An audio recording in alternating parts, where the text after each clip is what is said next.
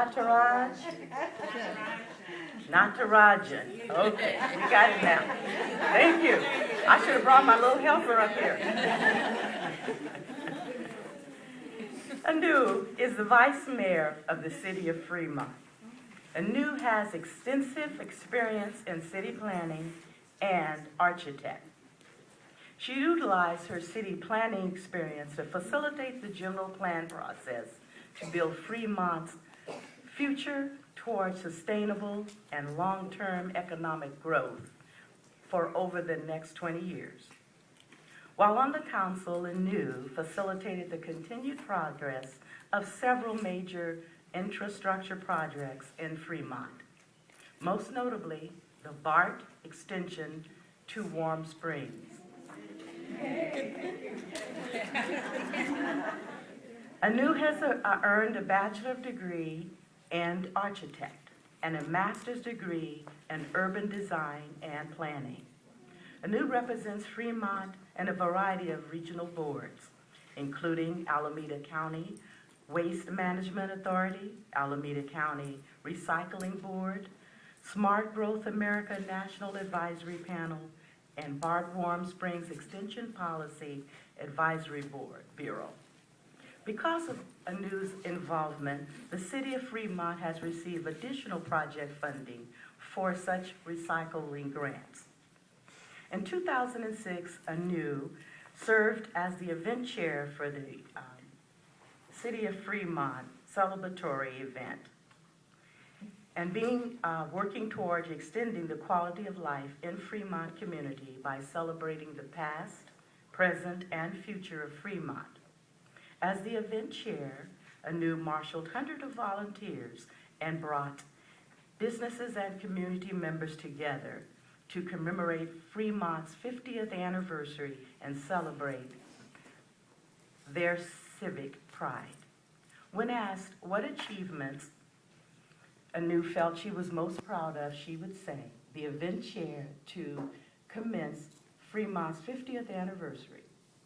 Please, let's put our hands together and welcome Anu Nacharani.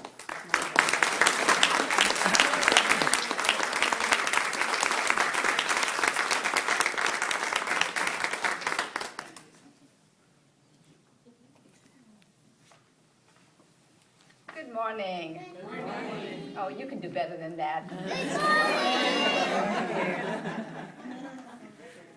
It is so wonderful to be amongst a group of women. I've been in the middle of my campaign for mayor, and the last 3 or 4 weeks has been butting up against old boys clubs and networks. And so it's just wonderful. It's healing to be here with all of you. So I want to thank you all for this opportunity to be here amongst you.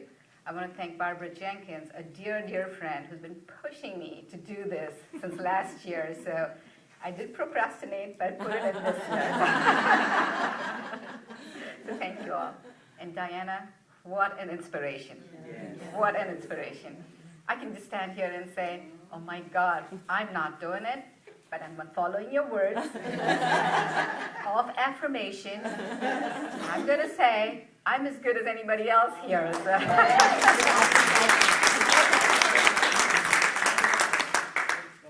I just wanted to tell you a little bit about me. I grew up in India, in Bangalore, one of 2 sisters in a fairly typical neighborhood in India. Did everything that we needed to do as children. Didn't come up with anything that we couldn't do. If somebody outside told us that you can't do this, we just went home and my mom and dad made sure we did.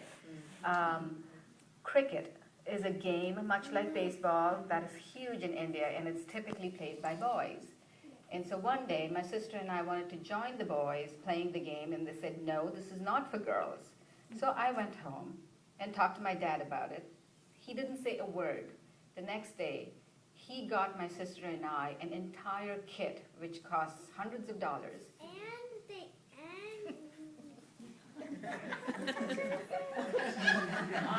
My audience. He coached a girls' team and started a cricket club for girls.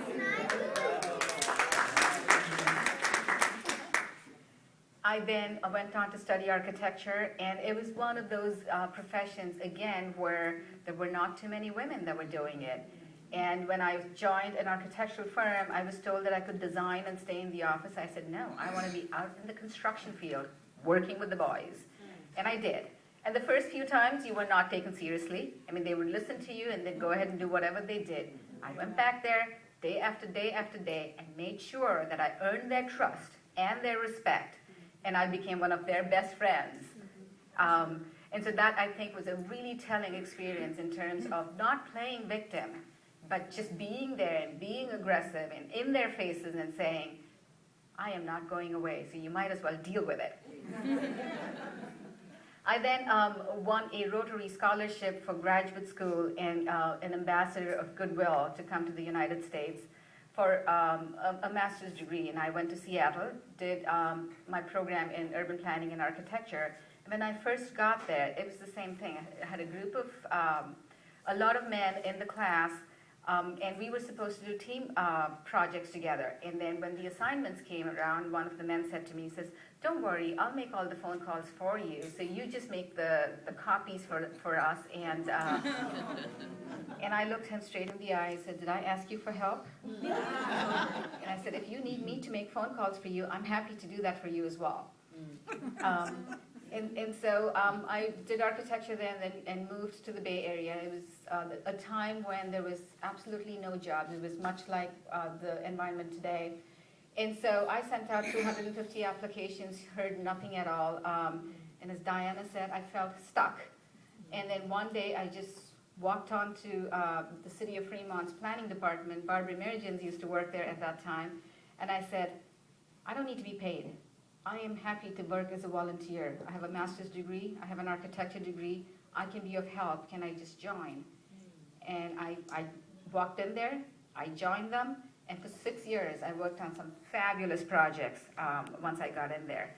And then I went on to work as a consultant with a planning firm, did projects throughout the Bay Area on downtowns, leading people through envisioning their futures, and also worked on a project in China, a huge new township in China. And then I found myself looking at what my next steps were, and there was an opportunity that came up, and I was on the planning commission at that time. There was an opening on the city council, and a couple of people approached me and said, you need to do this. And as we women typically do, I sat back and thought about all the reasons that I couldn't do it, and all of the reasons I needed to get another 6 to 8 years of experience before I jumped in. And then I looked at the men that were around me jumping in with absolutely no experience, and I said, if they can do it, so can I. And so I put in my application. There were a group of 17 people. I think I was the only woman. I got chosen to get onto city council. And since then, it's been a journey of getting outside my comfort zone, doing things that I enjoy, but equally getting comfortable with things that I absolutely did not enjoy. I knew this was political. I knew the game had to be played. And much as I had a distinct distaste for it, I knew in order to be successful as women, we had to do it.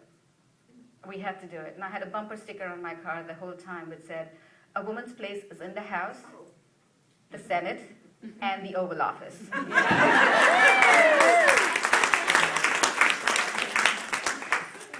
It's been a tremendous journey, and one of the things that we all as women talk about, and Diana mentioned this beautifully, is our ability to reach out and ask for help. Is to say, I am not Superwoman. I don't want to be. I want a team of people helping me with everything that I do, and we have friends that are willing to do it for us, willing to do it with us. And so I have been blessed with a huge group of friends that have been helpful. Anytime I wanted something, they've been there.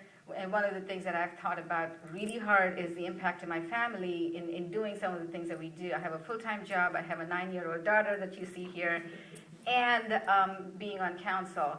But reaching out to people and asking for help has been huge.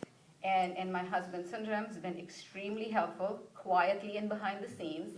He lets me do what I need to do. And most of the times I take it for granted, but I do thank him now and then, so thank you for everything you do. Behind every successful woman, there is a man. She's a great So the latest journey I'm on is to run for mayor of Fremont. Fremont, as a city, the fourth largest city in the Bay Area, has never had a woman mayor. And so that is my next part of the journey. And if I get elected, let me rephrase that. When I get elected,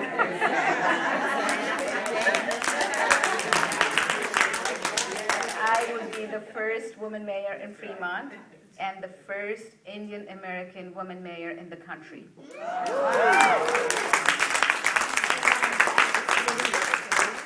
And so to me, it's not about what I do. It's about what we do as role models to the next generation. I look at my daughter, and she inspires me every day to do the best and to reach out and do more.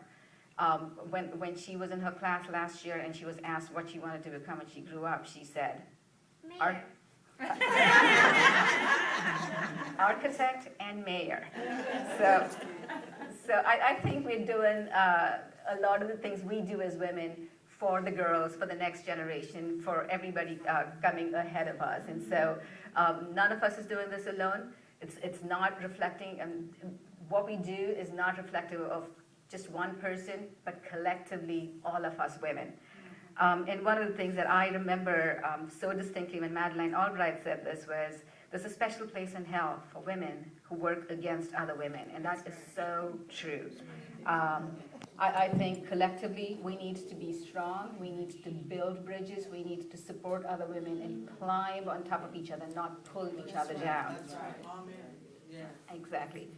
And we all recognize and acknowledge that we need to work twice as hard to be proven to be half as effective. But when did that stop us? We've always worked harder, we've always multitasked, and that's not been difficult for us. And we just continue to do that. And as Eleanor Roosevelt said, you know how strong you are because women are like a tea bag. When you put her in hot water, you know the strength of that woman, much like the tea bag. I mean, I'm paraphrasing that completely, but you know what I'm trying to say. So again, the last few weeks and this the additional 45 days to the election, I mean, it's been fascinating, it's been fun, it's been invigorating, but it's also been taking a whole bunch of shots. But as I said to you, the timing of this award, getting this acclamation from my sisters here, it's just been so powerful. So thank you all. Thank you, Diana, for being such an inspiration. Jennifer, thank you for being an awesome role model to everybody, and to each of you women in this room. Thank you for everything that you do, because each one of you is a leader. Each one of you is a role model to our future. So thank you all. And to my family and to my guests that are sitting here at this table, thank you for taking the time to be here. And to my special princess, thank you for being an inspiration. Thank you.